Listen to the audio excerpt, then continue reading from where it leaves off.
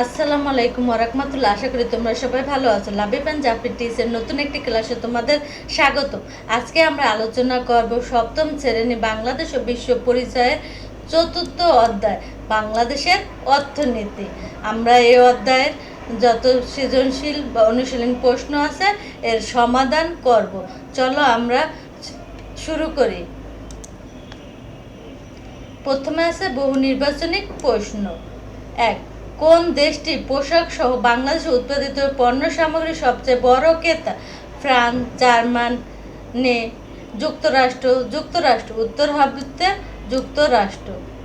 বাংলাদেশ একটি শিল্প সম্ভাবনাময় দেশ, কারণ এখানে কর্ম মজুরিতে শ্রমিক পাওয়া যায়, কম মজুরিতে শ্রমিক পাওয়া যায়। বিনিয়োগ সহকারে সরকারি কর্মচারী রয়েছে। উৎপাদিত পণ্যের গুণাগুণ অন্য দেশের চেয়ে ভালো। উত্তর হবে আমাদের ক, 1 আর 2।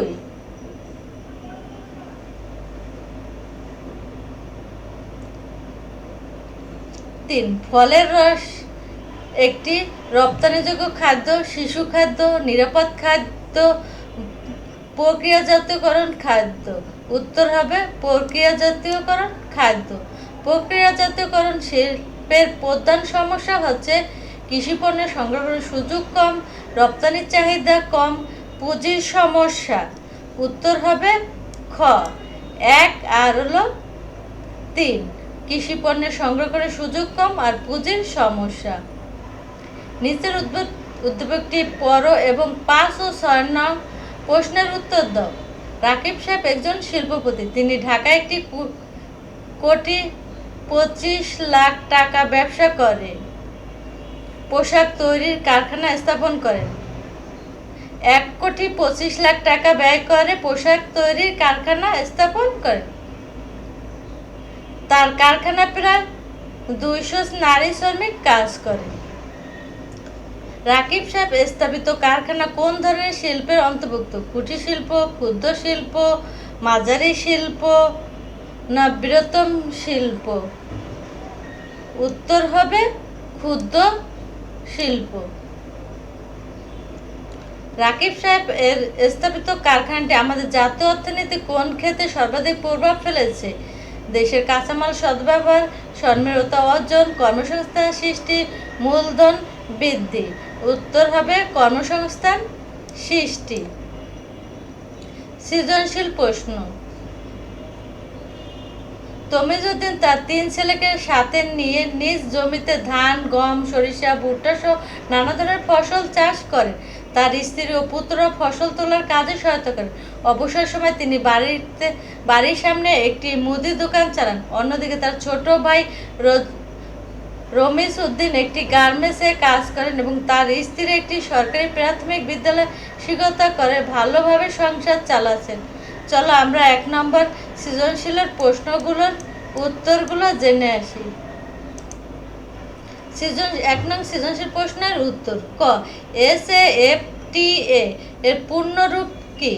উত্তর, SAFTA এর পূর্ণরূপ হলো south Asia free trade area.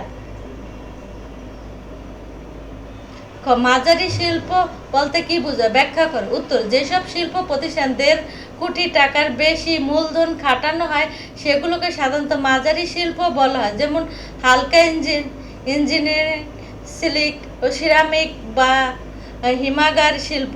এদেশের চাহিদা পূরণ ও কর্মসংস্থান সৃষ্টির মাধ্যমে শিল্প অর্থনীতিতে বড় ভূমিকা রাখে।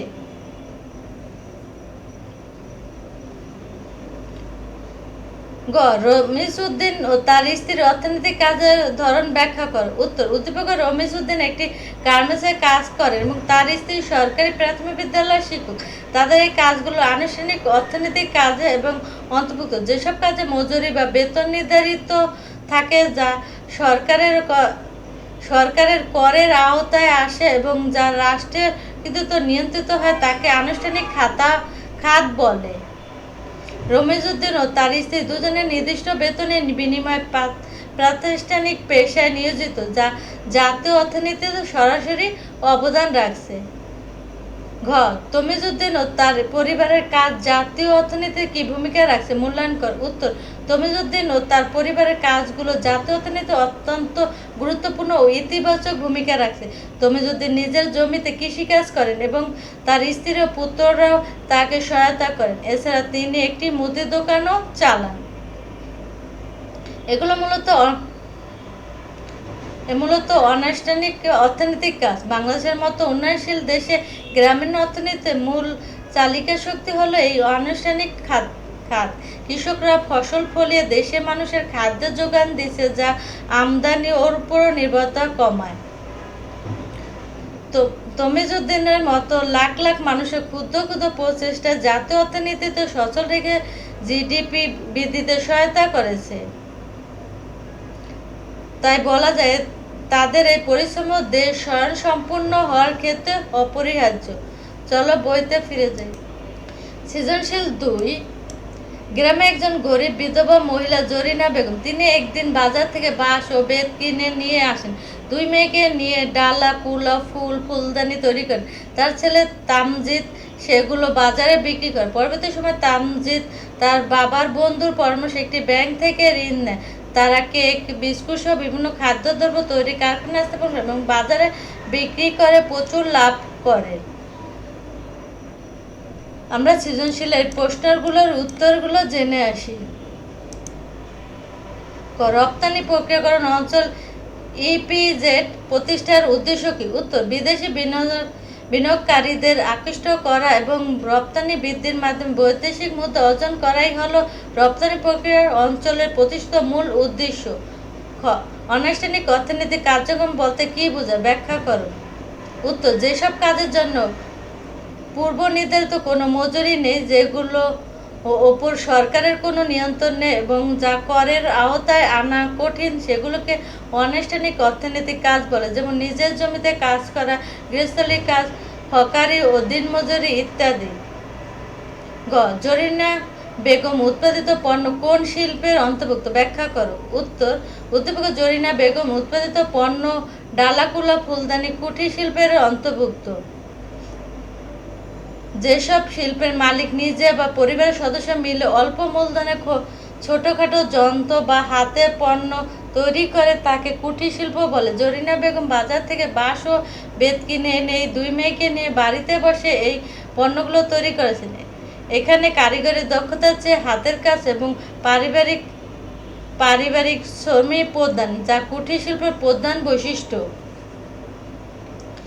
বাংলাদেশের অর্থনীতি উন্নয়নে তামজিদের কাজের অবদান মূল্যায়ন করো। উত্তর, তামজিদের গৃহীত উদ্যোগটি বাংলাদেশের অর্থনীতি উন্নয়নের একটি অনুকরণীয় দৃষ্টান্ত। তামজিদ প্রথমে তার মায়ের কুটির শিল্পের পণ্য বাজারে বিক্রি করে সংসার চালাতেন। পরবর্তীতে তিনি ব্যাংক থেকে ঋণ নিয়ে কেক ও বিস্কুটের কারখানা স্থাপন করেন। তার এই উদ্যোক্তা সুবল মানসিকতা ক্ষুদ্র শিল্পকে বিকশিত করতে সাহায্য করেছে। তামজিদের মতো যুবকরা যখন এভাবে স্বাবলম্বী হয়, তখন দেশে বেকারত্ব দূর হয় এবং স্থায়ী পর্যায়ে পণ্যের চাহিদা পূরণ হয়। ব্যাংক থেকে ঋণ নিয়ে ব্যবসা পরিচালনা করা তা দেশের আর্থিক কাঠামোকে মজবুত করে। এছাড়া স্থায়ী পর্যায়ে কর্মসংস্থান সৃষ্টির মাধ্যমে দারিদ্র্য বিমোচন ও তার এই কাজ গুরুত্বপূর্ণ ভূমিকা রাখছে। সুতরাং দেশের সামগ্রিক অর্থনীতি সমৃদ্ধিতে তামজিদের মতো ক্ষুদ্র উদ্যোক্তার অবদান অপরিসীম। চলো আমরা বইতে ফিরে যাই। পরবর্তীতে হচ্ছে সংক্ষিপ্ত উত্তর এবং প্রশ্ন। চলো আমরা সংক্ষিপ্ত প্রশ্নগুলোর উত্তর জেনে আসি। সংক্ষিপ্ত উত্তর এবং প্রশ্ন। 1, গ্রামের নারীদের হাঁস মুরগি পালন কিভাবে জাতীয় অর্থনীতিতে ভূমিকা রাখছে? উত্তর, গ্রামের নারীদের হাঁস মুরগি পালন এবং বাংলাদেশের আনুষ্ঠানিক অর্থনীতির একটি বড় অংশ। এটি যেভাবে ভূমিকা রাখে, এটি পরিবার ও দেশের মানুষের পুষ্টি ও আমিষের চাহিদা পূরণ করে। উৎপাদিত ডিম ও মুরগির বাজারে বিক্রি করে গ্রামীণ নারীরা বাড়তি টাকা উপার্জন করেন, যা দারিদ্র্য বিমোচনে সাহায্য করে। এই ক্ষুদ্র ক্ষুদ্র ব্যক্তিগত প্রচেষ্টাগুলো একত্রিত হয়ে জাতীয় উৎপাদন বা জিডিপি বৃদ্ধিতে গুরুত্বপূর্ণ ভূমিকা রাখছে।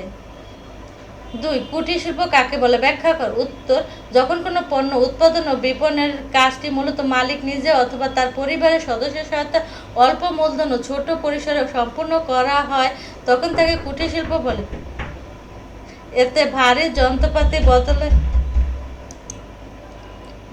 এতে ভারী যন্ত্রপাতি বদলে হাতের কাজ ও সাধারণ যন্ত্র বেশি ব্যবহৃত হয়। তাঁত শিল্প, মাটির তৈরি জিনিস, বাঁশ ও বেতের কাজ, নকশিকাঁথা ইত্যাদি কুটির শিল্পের চমৎকার উদাহরণ। ৩. প্রক্রিয়াজাতকরণ শিল্প বলতে কী বোঝায়, ব্যাখ্যা করো।